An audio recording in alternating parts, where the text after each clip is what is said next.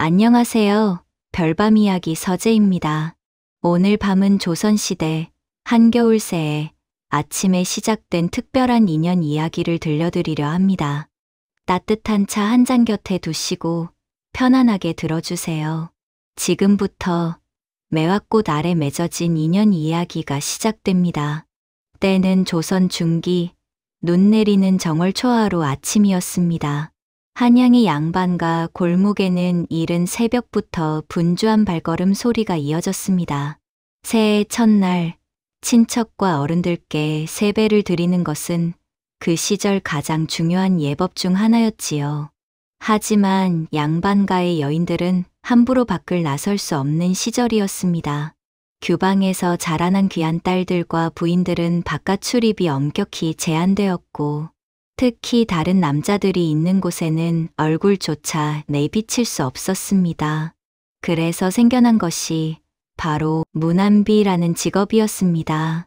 문안비는 양반과 여인들을 대신하여 새해 인사를 전하러 다니는 여인들이었습니다. 그들은 아침 일찍 일어나 깨끗이 몸을 씻고 단정한 한복으로 갈아입었습니다. 그리고 주인 마님께서 직접 써주신 문안, 편지와 선물을 받아들고 눈 덮인 거리를 걸어 한양 곳곳의 양반가를 찾아다녔지요. 보통은 나이 지긋한 여종이 이 일을 맡았지만 때로는 말씨가 고운 젊은 여인들이 문안비가 되기도 했습니다. 그들은 단순히 물건을 전달하는 것이 아니라 마님의 마음을 담은 인사를 격식에 맞게 전해야 했기에 예의범절과 말씨가 중요했습니다. 그날 아침 한 문안비가 눈 쌓인 골목길을 조용히 걸어가고 있었습니다. 그녀의 이름은 초아, 24의 나이, 하얀 눈발 속에서도 유난히 고운 얼굴을 가진 여인이었습니다. 비록 천민의 신분이었지만 그녀의 걸음걸이에는 어딘가 모를 품격이 배어 있었고 말씨 또한 양반과 규수처럼 단정했습니다. 초아는 두툼한 누비옷을 입고 머리에는 얇은 너울을 쓰고 있었습니다. 손에는 붉은 보자기에 싼 선물 꾸러미를 들고 있었지요. 새벽부터 벌써 내 집을 다녀온 그녀의 뺨은 찬바람에 발갛게 물들어 있었습니다. 초아는 하얀 입김을 내쉬며 잠시 걸음을 멈추었습니다. 앞에 보이는 것은 높은 담장으로 둘러싸인 커다란 기와집이었습니다. 대문 위에는 영성군이라는 현판이 걸려 있었지요.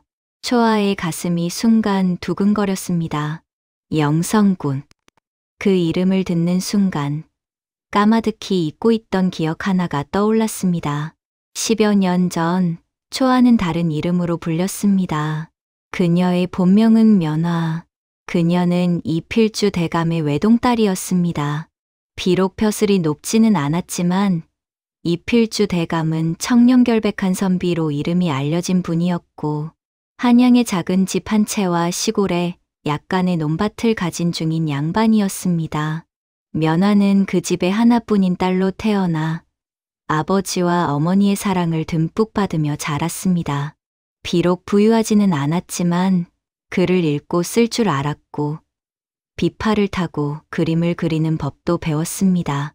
12살 되던 봄날이었습니다. 아버지를 따라 영성군 댁을 방문한 적이 있었지요. 영성군은 왕실의 먼 친척으로 면화의 아버지와는 오랜 친구 사이였습니다. 그날 면화는 사랑채 마루 아래에서 기다리고 있었습니다. 그때였습니다. 혹시 심심하지 않으십니까? 뒤에서 들려온 조심스러운 목소리. 고개를 돌리자 15쯤 되어 보이는 소년이 있었습니다. 깔끔한 도포를 입고 정수리에 상투를 튼 그 소년은 수줍은 미소를 지으며 그녀에게 다가왔습니다. 저는 이철이라고 합니다. 영성군의 아들입니다. 저는 면화라고 합니다. 면화라, 목화송이 같다는 뜻인가요?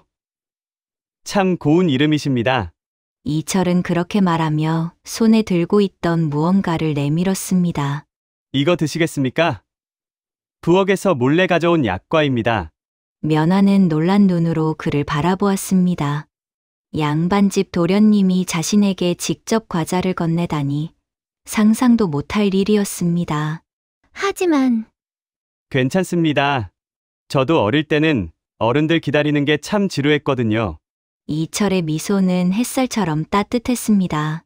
그날 이후로 면화는 아버지를 따라 영성군댁을 방문할 때마다 이철을 만났습니다. 그는 항상 그녀를 기억하고 있었고 정원에 핀 꽃 이야기며 새로 읽은 책 이야기를 들려주곤 했습니다. 14살이 되던 해 면화는 은밀히 마음속으로 생각했습니다. 언젠가 나도 저 도련님의 부인이 될 수 있을까? 하지만 그것은 소녀의 꿈에 불과했습니다. 면화가 15살이 되던 가을이었습니다. 어느 날 밤 갑자기 관아의 포졸들이 집에 들이닥쳤습니다. 이 필주를 체포하라! 역적의 무리다! 무슨 일인지도 모른 채 면화의 아버지는 포승줄에 묶여 끌려갔습니다. 어머니는 울부짖으며 매달렸지만 포졸들은 가차없이 그녀를 밀쳐냈습니다. 아버지, 아버지. 면화가 울부짖으며 뛰쳐나갔지만 아버지는 이미 어둠 속으로 사라진 뒤였습니다. 며칠 후 소식이 전해졌습니다. 이필주 대감은 영모를 꾀한 대역죄인으로 낙인 찍혔습니다. 그가 친분이 있던 윤씨 성을 가진 관료가 영모를 계획했는데 이 대감도 그 일에 연루되었다는 것이었습니다. 사실이 아니었습니다. 이필주 대감은 그저 한번 술자리에서 윤씨 관료를 만난 적이 있을 뿐이었습니다. 하지만 권력 다툼에 휘말린 윤씨를 제거하려던 정적들은 그와 관련된 모든 이들을 역적으로 몰아갔습니다. 아버지는 국문을 받던 중 옥사하였고 집안은 하루아침에 몰락했습니다. 역적의 가족은 모두 노비로 전락하는 것이 조선의 법이었습니다. 면화와 어머니는 관노비가 되어 한양관청으로 끌려갔습니다. 어머니는 그 충격을 이기지 못하고 한 달도 안 되어 세상을 떠났습니다. 15살 소녀 면화는 그렇게 하루아침에 모든 것을 잃었습니다. 이름도, 신분도, 가족도, 그리고 마음속 깊이 간직했던 그 따뜻한 미소도. 그로부터 거의 10년이 흘렀습니다. 면화는 이제 초아라는 이름으로 살아가고 있었습니다. 관청의 관노비였던 그녀는 운 좋게도 한중인 집안에 팔려가게 되었습니다. 그 집의 주인은 의원이었는데 비교적 너그러운 성품을 가진 분이었습니다. 초아는 그 집에서 심부름을 하고 빨래를 하고 때로는 문안비로 일하며 살아갔습니다. 비록 종의 신분이었지만 매를 맞거나 굶주리지는 않았습니다. 하지만 그녀의 마음속 깊은 곳에는 늘 그리움이 자리하고 있었습니다. 아버지에 대한 그리움, 어머니에 대한 그리움, 그리고 그 따뜻했던 소년에 대한 그리움. 이철 도련님은 지금 어떻게 지내고 계실까? 혹시 나를 기억이나 하실까? 아니, 기억한다 한들 무슨 소용이 있으랴. 나는 이제 천민이고 도련님은 양반이신데. 초아는 그런 생각이 들 때마다 고개를 저었습니다. 이루어질 수 없는 꿈을 꾸는 것은 더 큰 고통을 가져올 뿐이었으니까요. 그런데 오늘 하필이면 영성군댁에 문안을 가야 한다니. 초아는 깊은 숨을 들이쉬었습니다. 그저 물건을 전하고 인사만 드리면 돼. 혹시 이철 도련님을 뵙게 되더라도 도련님은 나를 알아보지 못하실 거야. 10년이나 지났는데 더구나 나는 이제 천한종의 몸일 뿐이야. 초아는 마음을 가다듬고 영성군댁 대문 앞으로 다가갔습니다. 똑똑똑. 계십니까? 유 의원 댁에서 새해 문안을 드리러 왔습니다. 잠시 후 대문이 열렸습니다. 나이 지긋한 사내종이 얼굴을 내밀었습니다. 아, 문안비로구나. 들어오거라. 초아는 조심스럽게 대문 안으로 들어섰습니다. 눈 쌓인 정원이 펼쳐졌습니다. 10년 전 그 모습 그대로였습니다. 저 모퉁이에 있는 매화나무, 사랑채로 이어지는 돌길, 그리고 작은 연못까지. 가슴이 뭉클했습니다. 잠깐 여기서 기다리거라. 마님께 여쭤보고 올 테니. 사내종이 안채로 들어가자 초아는 혼자 마당에 서 있었습니다. 겨울 햇살이 눈밭을 비추고 있었습니다. 찬 공기 속에서 그녀의 입김이 하얗게 피어올랐습니다. 그때였습니다. 사랑채 문이 열리는 소리가 들렸습니다. 초아는 고개를 들었습니다. 그리고 그녀의 심장이 멈추는 것만 같았습니다. 사랑채에서 한 남자가 걸어 나왔습니다. 25 정도로 보이는 청년. 남색 도포를 입은 그는 10년 전 그 소년이 자란 모습이었습니다. 이철, 영성군의 아들 이철. 그는 초아를 향해 걸어왔습니다. 처음에는 무심한 표정이었지만 점점 가까워질수록 그의 걸음이 느려졌습니다. 그리고 마침내 그가 초아의 앞에 멈춰섰을 때 당신은? 이철의 목소리가 떨렸습니다. 초아는 얼른 고개를 숙였습니다. 영성군댁 어르신께 새해 문안을 드리러 왔습니다. 유의원 댁의 문안비 초아라고 하옵니다. 얼굴을 들어보시오. 도련님, 송구하오나 천안종의 얼굴을 대놓고 보시는 것은 부탁이오. 한 번만 얼굴을 들어주시오. 이철의 목소리에는 간절함이 담겨 있었습니다. 초아는 천천히 고개를 들었습니다. 두 사람의 눈이 마주쳤습니다. 순간 이철의 눈이 크게 떠졌습니다. 연하 낭자가 아니시오. 초아는 아무 말도 할 수 없었습니다. 목이 메어 소리가 나오지 않았습니다. 정말 당신이시오? 이필주 대감의 따님, 연하 낭자. 이철은 믿을 수 없다는 표정으로 그녀를 바라보았습니다. 초아의 눈에서 눈물이 주르륵 흘러내렸습니다. 도련님, 저는 이제 면화가 아니옵니다. 그저 천안종 초아일 뿐이옵니다. 이철은 말없이 그녀를 바라보았습니다. 10년 전 정원에서 수줍게 웃던 그 소녀, 책을 읽고 꽃을 사랑하던 그 고운 낭자, 그녀가 지금 자신의 앞에 문안비의 모습으로 서 있었습니다. 무슨 일이 있었던 것이오? 초아는 고개를 숙인 채 대답했습니다. 가문이 몰락했다. 아버지께서 영모의 누명을 쓰시고 돌아가셨고 저와 어머니는 관노비가 되었나이다. 어머니는 그 충격으로 세상을 떠나셨습니다. 그럴 수가. 이철의 얼굴이 창백해졌습니다. 그는 10년 전 갑자기 이필주 대감이 역적으로 몰려 처형당했다는 소식을 들었을 때의 충격을 떠올렸습니다. 아버지인 영성군도 크게 놀라며 안타까워했지만 역적의 가족과 연을 이어가는 것은 자신의 가문에도 화가 미칠 수 있는 일이었습니다.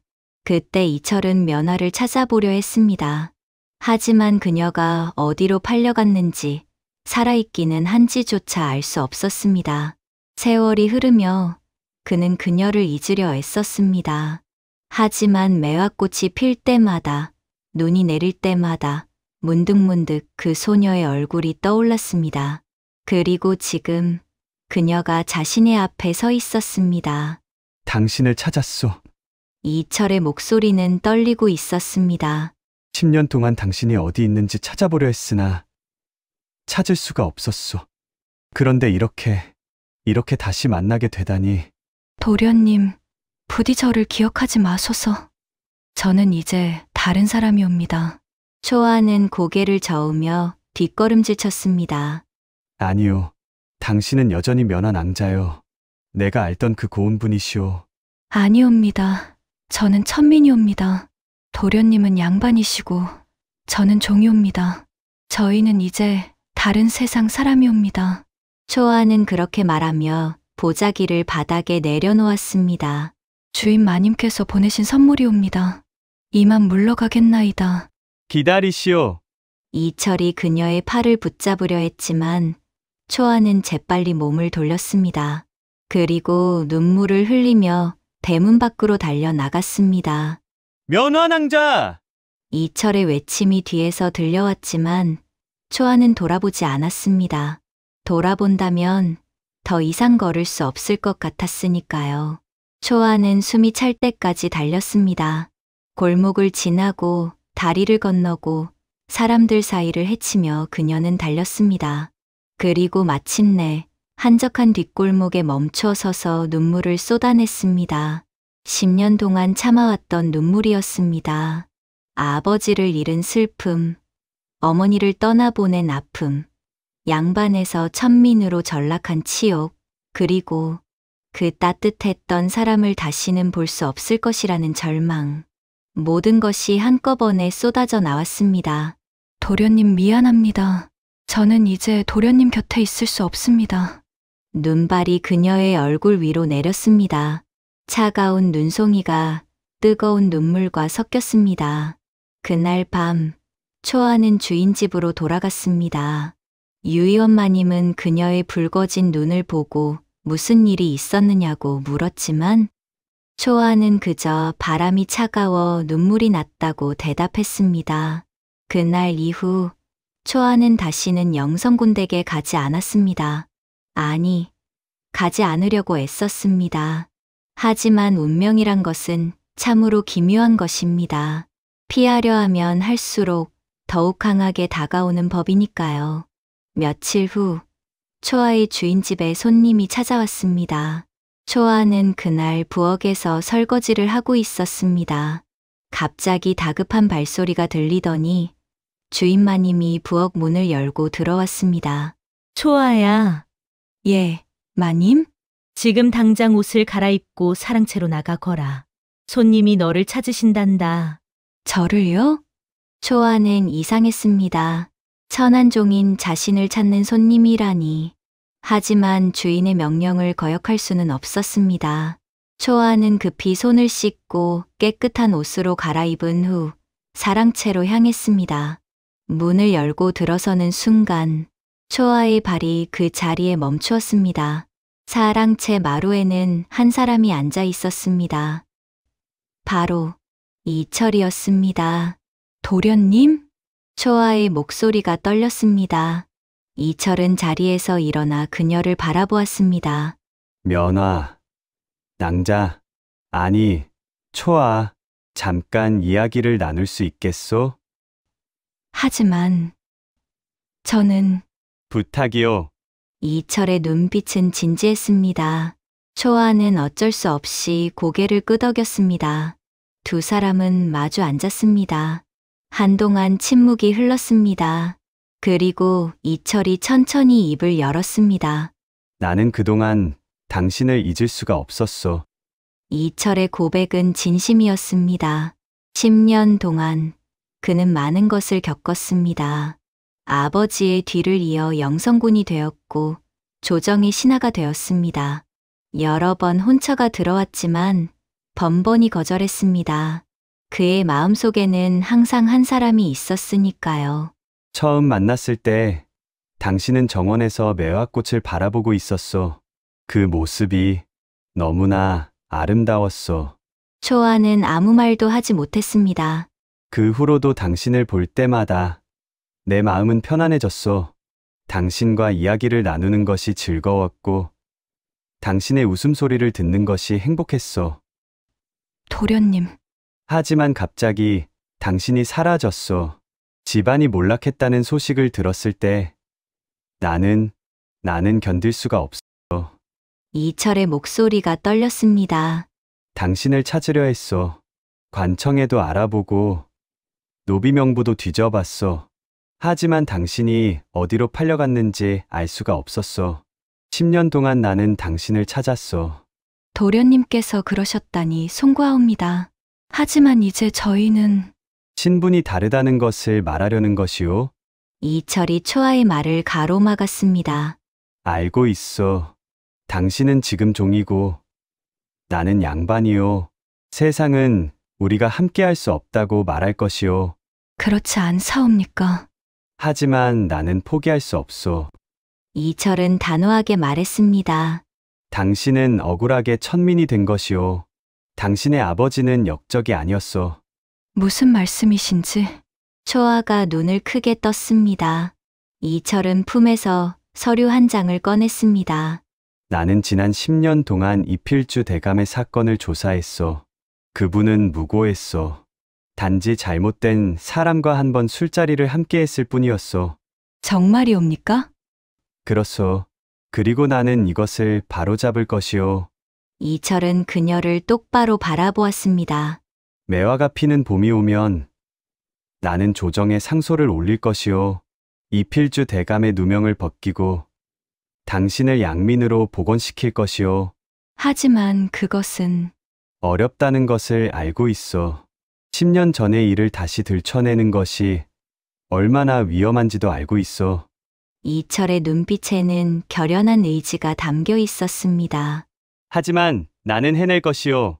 당신을 위해서라면 나는 무엇이든 할 것이오. 초아의 눈에서 다시 눈물이 흘러내렸습니다. 하지만 이번에는 슬픔의 눈물이 아니었습니다. 도련님, 저를 위해 그런 위험을 무릅쓰시면 안 되옵니다. 위험? 당신을 잃는 것보다 큰 위험이 어디 있겠소? 이철은 그녀의 손을 잡았습니다. 면화, 나는 당신을 사랑하오. 10년 전에도, 그리고 지금도. 도련님, 봄이 오기를 기다려 주시오. 매화가 피는 그날, 나는 모든 것을 바로잡을 것이오. 그리고 그때 당신에게 정식으로 혼인을 청할 것이오. 그것이 정말 가능하옵니까? 가능하게 만들 것이오. 이철의 목소리는 확신에 차 있었습니다. 당신만 기다려준다면 나는 반드시 약속을 지킬 것이오. 초아는 흐느끼며 고개를 끄덕였습니다. 기다리겠나이다. 도련님을 믿고 기다리겠나이다.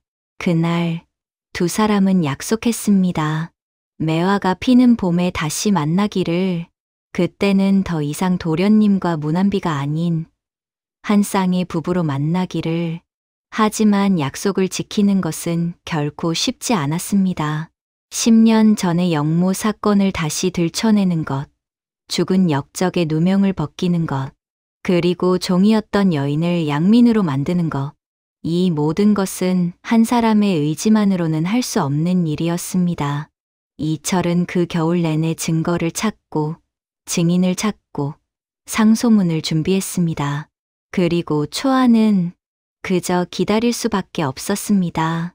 추운 겨울밤마다 하늘의 별을 바라보며 매화가 피는 봄을 기다렸습니다. 그날 이후 이철은 잠시도 쉬지 않았습니다. 낮에는 조정의 업무를 보고 밤에는 촛불을 켜고 옛 기록을 뒤졌습니다. 10년 전 이필주 대감이 연루되었다는 영모 사건. 그 사건의 진상을 밝혀야만 했습니다. 서재 책상 위에는 온갖 문서들이 쌓여 있었습니다. 의금부의 신문 기록, 조정의 논의 문서, 그리고 당시 관련된 사람들의 명단. 영모의 주범은 윤지영이었고 이필주 대감은 그저 한두 번 술자리를 함께 했을 뿐. 이철은 기록을 읽으며 중얼거렸습니다. 사실 윤지영의 영모 사건 자체도 의심스러운 구석이 많았습니다. 정치적 반대파를 제거하기 위해 조작된 사건이라는 소문이 당시에도 돌았지요. 하지만 한 번 역적으로 낙인 찍힌 사람의 누명을 벗기는 것은 거의 불가능에 가까웠습니다. 특히 10년이나 지난 사건이라면 더욱 그러했습니다. 증거. 확실한 증거가 필요해. 이철은 밤마다 고민했습니다. 어떻게 해야 조정을 설득할 수 있을까? 어떻게 해야 죽은 이의 명예를 회복시킬 수 있을까? 한편 초아도 불안한 나날을 보내고 있었습니다.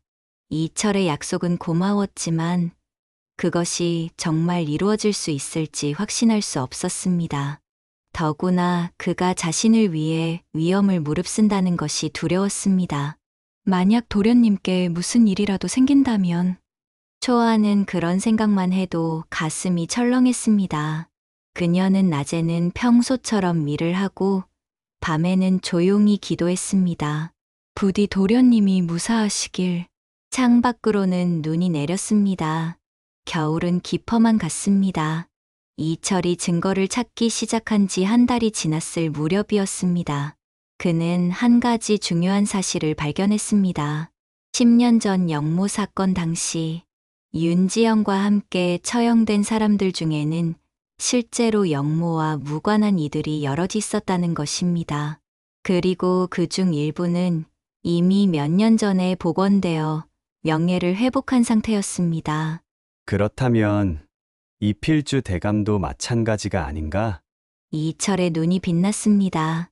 그는 당시 사건을 조사했던 관리들을 찾아다니기 시작했습니다. 10년이 지났지만 일부는 아직 살아있었고 기억하고 있었습니다. 그리고 마침내 결정적인 증언을 얻었습니다. 김대감이라는 은퇴한 관료였습니다. 그는 당시 의금부의 종사관이었는데 은밀히 이철에게 말했습니다. 사실 이필주 대감은 무고했네. 그분은 그저 윤지형과 같은 고향 출신이라는 이유로 연루된 것뿐이었지. 신문할 때도 아무런 증거가 나오지 않았네. 하지만 당시 권력자들이 사건을 확대하려 했고, 결국 그렇다면 왜 진작 밝히지 않으셨습니까? 자네도 알지 않나. 조정의 일이란 것이 그리 간단치 않네. 역적의 무죄를 주장하는 것은 자신의 목숨을 거는 일이었지. 김대감은 한숨을 쉬었습니다. 하지만 이제 세월이 많이 흘렀고, 당시 권력자들도 대부분 세상을 떠났네. 자네가 정말로 이 일을 바로잡고 싶다면 나는 증언할 용의가 있네. 정말이십니까? 다만 조건이 있네. 나 혼자서는 힘이 부족하네. 더 많은 증인과 증거를 모아야 하네. 알겠습니다. 제가 반드시 모으겠습니다. 그날부터 이철은 더욱 분주하게 움직였습니다. 과거 사건에 관련된 사람들을 만나고 문서를 수집하고 증언을 확보했습니다. 그리고 마침내 상소를 올릴 준비가 완료되었습니다. 때는 2월, 아직 추위가 가시지 않았지만 곳곳에서 봄의 기운이 느껴지기 시작할 무렵이었습니다. 어느 아침, 이철은 조정에 상소문을 제출했습니다. 그 내용은 이러했습니다. 10년 전 영모 사건으로 처형된 이필주는 무고한 사람이었습니다.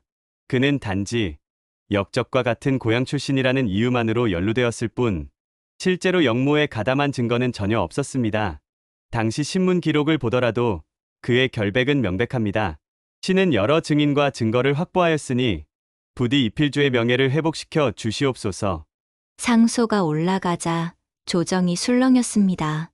10년이나 지난 사건을 다시 들춰낸다는 것은 민감한 일이었습니다. 일부 신하들은 반대했습니다. 이미 끝난 일을 왜 다시 들춰내는가? 괜히 파문만 일으킬 뿐이다. 하지만 일부는 이철의 편을 들었습니다. 만약 정말로 억울한 일이었다면 바로잡는 것이 마땅하다. 죽은 이의 명예를 회복시키는 것은 국가의 의무다. 논란은 며칠 동안 이어졌습니다. 그리고 마침내 임금이 직접 입을 열었습니다. 이철의 상소를 검토하라. 만약 이필주가 정말로 무고하다면 그의 명예를 회복시켜야 한다. 왕의 명령이 떨어지자 조정은 즉시 조사에 착수했습니다. 조사는 한 달 가까이 이어졌습니다. 이철이 모은 증거들이 검토되었고 증인들이 불려와 증언했습니다. 그리고 마침내 결론이 났습니다. 이필주 대감은 무고했습니다. 그는 영모에 가담한 적이 없었고 단지 잘못된 인연 때문에 누명을 쓴 것이었습니다. 조정은 정식으로 이필주의 명예를 회복시키기로 결정했습니다. 그리고 그의 가족, 즉 관노비가 되었던 그의 딸 면화도 양민으로 복원되었습니다. 소식이 전해지던 날, 이철은 곧장 유의원 댁으로 달려갔습니다. 초거아! 아니, 면허 낭자!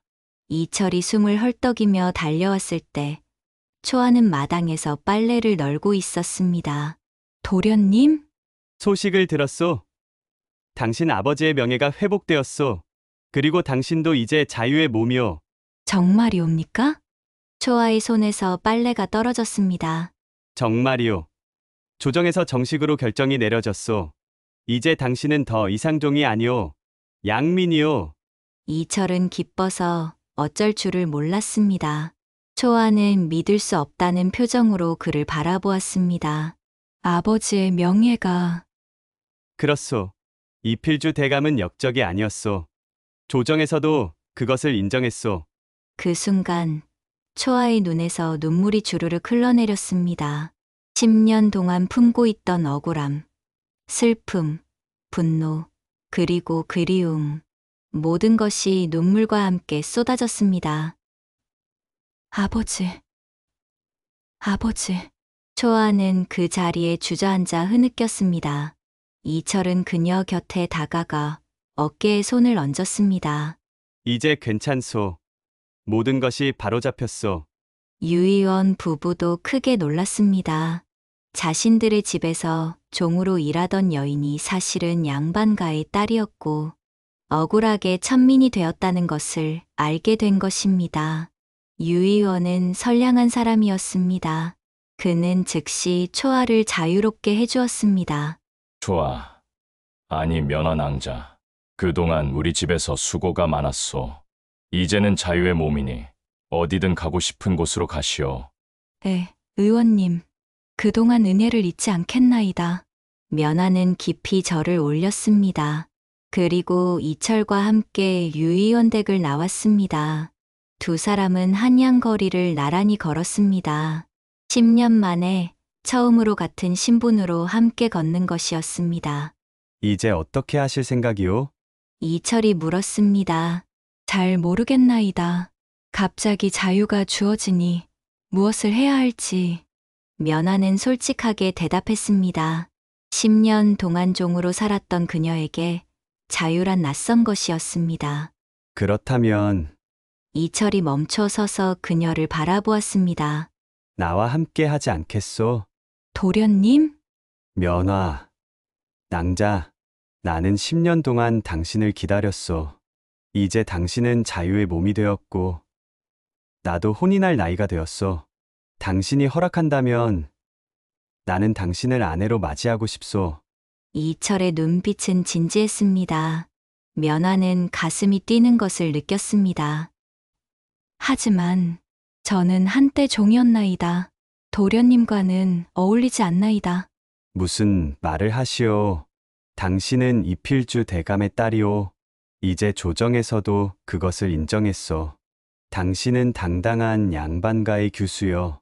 그렇다 해도 면화, 이철이 그녀의 손을 잡았습니다. 나는 당신의 신분이 아니라 당신 자신을 사랑하오. 양반이든 천민이든 그것은 중요하지 않소.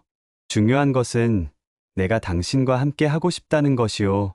면화는 그의 눈을 똑바로 바라보았습니다. 그 눈빛에는 거짓이 없었습니다. 저도 도련님을 사랑하옵니다. 면화가 작은 목소리로 말했습니다. 10년 전부터, 아니, 어쩌면 처음 만났을 때부터 저도 도련님을 마음에 품고 있었나이다. 그렇다면 나와 혼인해 주시겠소? 예, 기꺼이 도련님의 아내가 되겠나이다. 두 사람은 마주보며 미소를 지었습니다. 한양 거리의 사람들이 오가는 가운데 그들만의 세계가 펼쳐졌습니다. 2월이 지나고 3월이 왔습니다. 날씨가 따뜻해지며 곳곳에서 매화꽃이 피기 시작했습니다. 하얀 매화꽃잎이 바람에 흩날리는 모습은 마치 눈이 내리는 것 같았습니다. 이철과 면화의 혼례 날짜가 정해졌습니다. 매화가 만개하는 3월 보름날, 영성군 댁에서는 혼례 준비가 한창이었습니다. 영성군 부부도 면화를 마음에 들어 했습니다.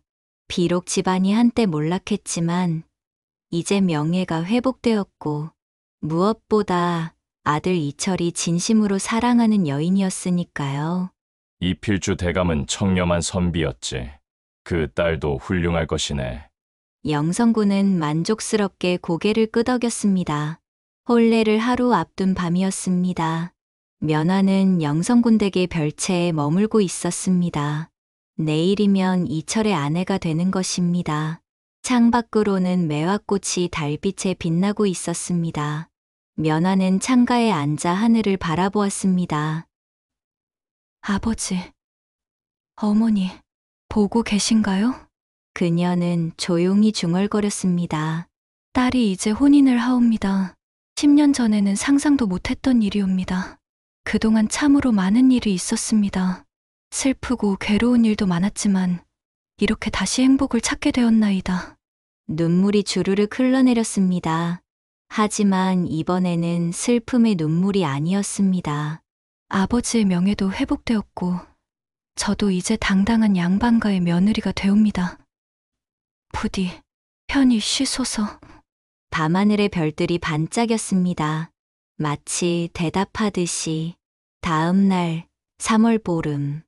영성군댁 정원에는 매화꽃이 만개해 있었습니다. 하얀 꽃잎들이 나무 가지마다 빼곡히 피어 마치 눈이 내린 것 같았습니다. 혼례는 정원에서 치러지기로 했습니다. 하객들이 모여들었습니다. 조정의 관리들, 친척들, 그리고 이웃들까지 모두가 이 특별한 혼례를 축하하러 왔습니다. 신랑 이철은 관복을 입고 당당하게 서 있었습니다. 그리고 마침내 신부 면화가 나타났습니다. 붉은 치마에 노란 저고리, 머리에는 화려한 족두리를 쓴 그녀는 정말로 아름다웠습니다. 10년의 고난을 겪었지만 그녀의 얼굴에는 이제 평화와 행복이 깃들어 있었습니다. 두 사람은 마주보며 서로에게 절을 올렸습니다. 전통 혼례 예법에 따라 부부의 인연을 맺는 의식이 진행되었습니다. 금배지례를 올립니다. 술잔을 나누는 의식. 두 사람은 표박으로 만든 잔에 술을 따라 서로에게 권했습니다. 이제 두 분은 부부가 되셨습니다. 예식을 주관하던 어른의 선포가 울려 퍼졌습니다. 하객들이 박수를 쳤습니다. 축하합니다. 백년해로 하십시오. 그 순간 바람이 불었습니다. 매화꽃잎이 바람에 날려 두 사람 위로 흩날렸습니다. 마치 축복처럼 이철과 면화는 눈이 마주쳤습니다. 그리고 미소를 지었습니다. 10년의 기다림 끝에 마침내 이루어진 인연이었습니다. 혼례가 끝난 후 두 사람은 영성군댁에서 살기 시작했습니다. 면화는 현명하고 덕이 있는 부인이 되었습니다. 시부모님을 잘 모셨고 집안일도 훌륭하게 처리했습니다. 이철은 조정에서 승진을 거듭하여 중요한 관직에 올랐습니다. 그는 공정하고 청렴한 관리로 이름이 높았습니다. 두 사람 사이에는 자녀들도 태어났습니다. 첫째, 아들은 외할아버지의 이름을 따서 필주라고 지었습니다. 그리고 딸은 매화를 닮았다고 하여 매화라고 불렀습니다. 세월이 흘러도 두 사람은 여전히 서로를 아꼈습니다. 매년 봄이 오면 그들은 정원의 매화나무 아래에 앉아 차를 마시곤 했습니다. 여보, 기억하시오? 우리가 처음 만난 날을. 물론이지요. 저에게 약과를 건네주셨지요. 그때 당신은 정말 아름다웠어. 지금도 그렇지만. 두 사람은 웃으며 서로를 바라보았습니다. 매화꽃잎이 그들을 축복하듯 그들 위로 흩날렸습니다. 오늘 밤 매화꽃 아래 맺어진 인연 이야기를 들려드렸습니다. 여러분의 삶에도 이처럼 아름다운 인연이 있기를 바랍니다. 어떤 어려움 속에서도 희망을 잃지 않고 서로를 믿고 기다린다면 언젠가는 반드시 봄이 온다는 것을 기억해 주세요. 마치 매화가 추운 겨울을 견디고 피어나듯이요. 오늘도 별밤 이야기 서재와 함께 해주셔서 감사합니다. 편안한 밤 보내시고 좋은 꿈 꾸시길 바랍니다. 안녕히 주무세요.